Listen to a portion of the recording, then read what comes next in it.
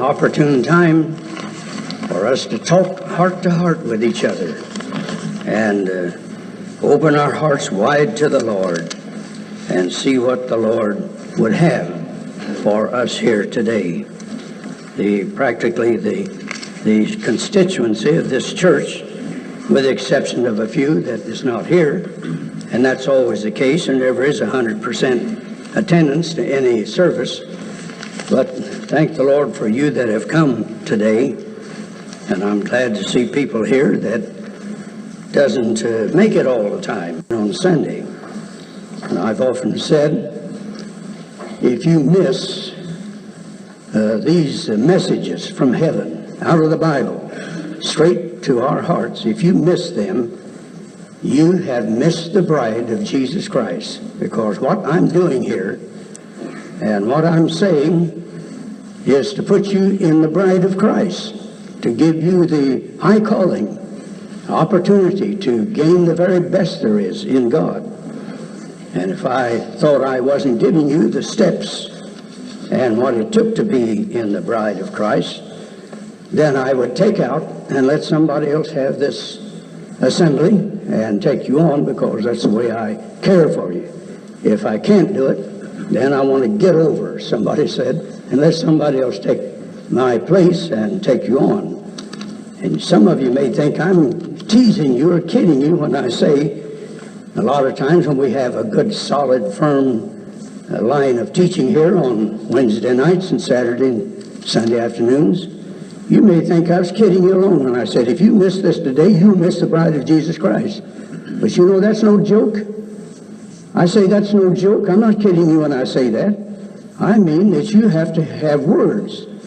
And I've often said a boxcar full of them to perfect that life of yours and to have wisdom enough. I like to use the word have sense enough, but I mean godly sense. I mean godly wisdom to combat the forces of evil that's right in your skin. You don't have to go outside your skin to find all the evil enough to damn your soul and take everybody with you that hangs around with you.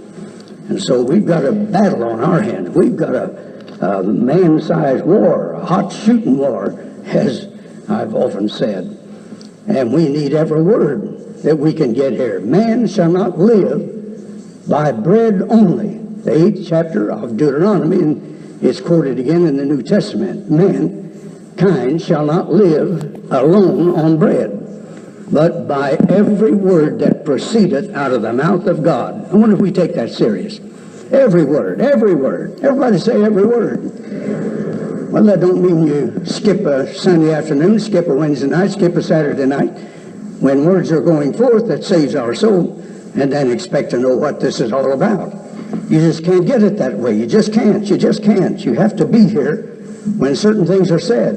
And if you're not here when those things are said, then of course you don't get them. And if you don't get them, then you don't get the words of life. And Jesus said that the words that I speak unto you, Jesus said that, but 1900 years later, me being here in St. Louis, representing Jesus Christ, I can say the same thing. The words that I speak unto you are spirit in their life. And if I didn't know they were and think they were, you think I would stay around here? And, well, I've already spent most of my life now. I might as well go ahead with it. But there's some of you haven't spent your life like I have in the work of the Lord. And possibly you can quit any time you want to. But I've crossed the point of no return. You know what that means, a point of no return? Well, I've reached a place where I just don't want to do anything else but to serve the Lord to the end and serve you. I'm serving you. By serving you, I'm serving the Lord. And people who stay out of church and doesn't come here, and they just come in occasionally and hear a message, well, look at all the messages you missed while you was away. Look at all the teaching you missed. Look at the words you missed while you were away. And, of course, you can't expect to go on with God unless you hear them someplace. I hope you get to hear them from somebody before you die. I hope you do. But if you don't hear them, there's not a ghost of a chance of you making it in the bride of Christ or even in the new earth over there. I hope you understand, I hope you've been listening close enough to know that there's such a thing as two resurrections in the future. I say there are two resurrections in the future. Now you get that. There's two coming up. There's people that resurrected with the body of Jesus back there, and Jesus resurrected some people from the dead with just temporary life. He just gave them their human life back to them for a little while. But Jesus didn't give anybody everlasting life when he was here on the earth. He didn't do that at all. He couldn't do it, and he didn't do it. But he left that up for the church to carry on his work and establish his order and declare his word so that we could take people on into perfection. And if we don't get you all the way into perfection, then we can promise you a resurrection. And if you die striving and every sin is under the blood covenant and it's been forgiven and blotted out, why, of course, you'll have a wonderful resurrection. That is, you'll be in the resurrection, and you'll be in a wonderful condition in that resurrection, because there's going to be a conglomerate of people in the final resurrection, but there's only going to be one kind in the bride. You hear that? There's only going to be one kind in the bride, and that's to be where Jesus is coming. And he's going to catch the first-class people off of this earth here. And, of course, that's the select. That's the very best people. And there's only one kind of people in there, and that is people that has overcome right here in the flesh, to where they're not touched, they're not concerned, they have been severed and broke every cord from this earth until they're actually living by the faith of Jesus Christ. Now that's the select people. That's a special privileged people. It's going to help Jesus rule this world for 1,000 years. Now I hope you get that clear. You want to ask a question on it? Speak up. I hope you get that clear. You better listen. You ought to listen to these things, because you're going to be in one or the other of those resurrections.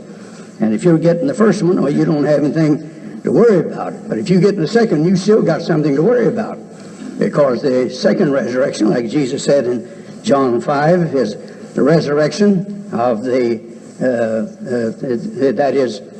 Paul said, there'll be a resurrection of the just and the unjust. I think that's Acts 20. That there be a resurrection of the just and unjust. That's two different resurrections there. And then Jesus said, marvel not, because I've raised somebody from the dead here. He said, don't marvel about that. He said, the time is coming that the dead shall hear the voice of the Son of God, and they that hear shall come forth, some to everlasting life, and some to everlasting destruction, and condemnation at the end of the 1,000 years down there. Now, you're going to be in one or the other of them, and whichever one you're in, you better listen close here and get qualified for it, and then you better do your best here, because you want to have everything paid on your sin debt before you, by the time you resurrect at the end of the 1,000 years, because it just shows that if you don't pay all of your debt to the Lord here, you're going to resurrect owing something to God that you haven't paid. And it just depends on how much in debt you are, how many sins you have on your record, how far you are in God. That's how you will resurrect over there at the end of the 1,000 years. That is what kind of condition you'll be in. The souls of them that were slain for the word of God. And it said they lived and reigned with Christ 1,000 years. They lived and reigned with Christ 1,000 years. But he said the rest of the dead, the rest of them. And that takes in billions of people. When he said he saw thrones, he saw 144,000 spheres or places of power with him reigning over this world for 1,000 years.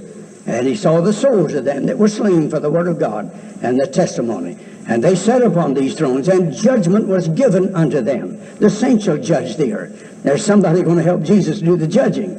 We've got all these scriptures here. They're hitting my mind right now so fast I couldn't handle them if I tried to quote all of them.